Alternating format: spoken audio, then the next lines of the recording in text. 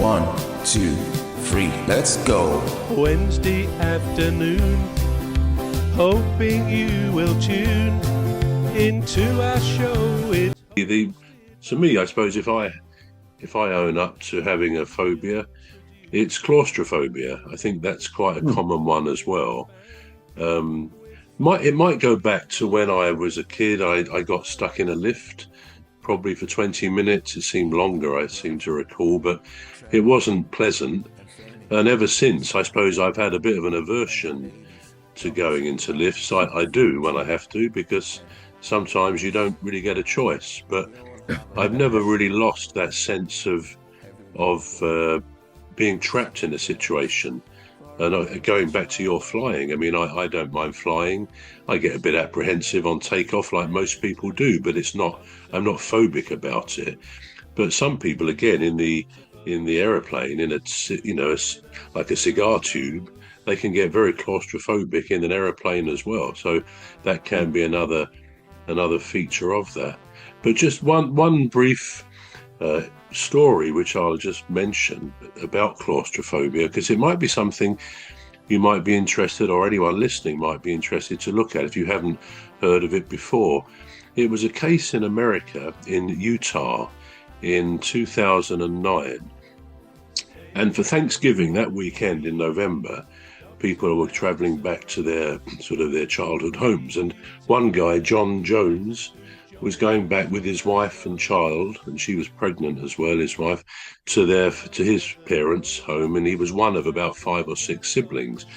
Well, when they were kids, John Jones and one of his brothers, Josh, their dad used to take them into a local cave system, and it's a strange name, it's called the Nutty Putty Cave System in Utah. And when they were little, his dad took them down there into various nooks and crannies of a cave, frankly my worst nightmare, and they practiced rescuing people. So the boys, they were probably 10 or 12, they pretended to be stuck in these very narrow tunnels, and one way or another their father and others of their kids would manage to pull them out. So that was all a bit of a strange prediction almost, because in 2009, the family went back for Thanksgiving, and John and Josh, his brother, and others of their siblings, I'm not entirely sure how many there were, they said, let's go down to the Nutty Putty cave system. It was quite near to where they lived. So they went down there, and particularly John and Josh, they were sort of separated from the others, and they knew the caves quite well because it had all been mapped over the years. And they decided to go to a particular place where you had to go through a very narrow tunnel where you haul yourself along. Can you imagine? It's about 1 foot high, perhaps a bit more than that. But you can't stand or anything. You just got to force yourself along as best you can. Sometimes having to breathe in to squeeze your body through the gap. I mean, it is the stuff that nightmares are made of. Anyhow, they were going, and they seemed to come to a bit of a fork in the cave, and John said, "No, I think it's this way." Josh said, "No, it's the other way," and they argued about it. So they said, "Well, okay, we'll both go, and then come back and we'll see which one is right." So John went down his route, and he was actually wrong, because it got, if it's possible, it got narrower and narrower, such that he was then almost head first down in this cave, and it came to the point where he couldn't go any further. He thought it was where he was going to come out into a big open space, but he didn't. He was stuck, and he was pretty much upside down. So he thought, well, I need to try and get myself back. He couldn't move backwards at all. So he called and he called, and fortunately Josh could hear him. So Josh found his way back and got fairly close so that they could talk. And John said, "Look, I'm stuck. You'll have to get me out." Well, long story short here, The leader of our gang will make the show go with a bang and fund the aim of everything Custis, and fund the aim of everything Custis.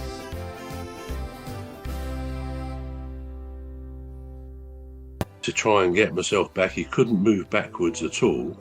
So he called and he called, and fortunately Josh could hear him. So Josh found his way back and got fairly close so that they could talk.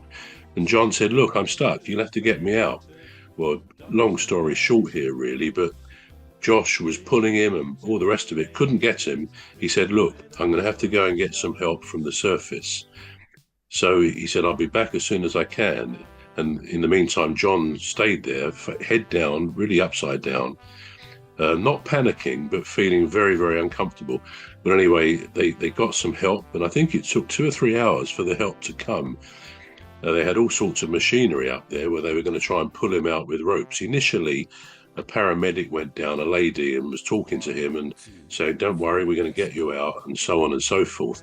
Well, they tried 3 times to tie his ankles with the ropes. They had to even put some pins in the cave, and to try and get some leverage on him. They managed to pull him up a bit. Each time he slipped and went back down. Anyway, as I say, long story short, sort of 24 hours went by and he was in and out of consciousness. And although they were trying to talk to him and reassure him, even though they thought we're not going to be able to get him out, he was in between panic when he came conscious again and just accepting it. Anyway, the absolute outcome was they couldn't get him out. And the cave itself had been closed a few times before. The local authorities hadn't wanted to reopen it, but local people said, "No, we want to make the decision ourselves whether we go down there," and it was agreed they could do it.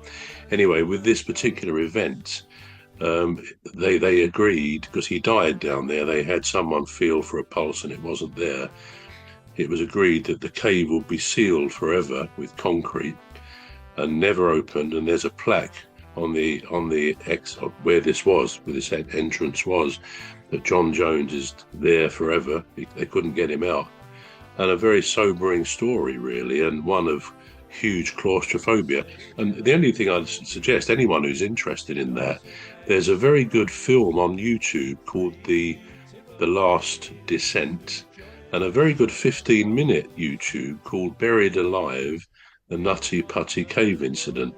And anyone who's remotely claustrophobic, I tell you, if you watch it, you go into a shiver, just imagining yourself being in a situation where you're stuck. You can't go backwards. You're in a tiny tunnel, thinnest of tunnels. And not to depress anybody, but obviously his wife was expecting, and the child, they lost their dad and the husband and so on. And it was a great shock to the family, but it's quite a well-known incident. And as I say, one of our gang will make the show go with a bang and fund the aim of everything Custis, and fund the aim of everything Custis.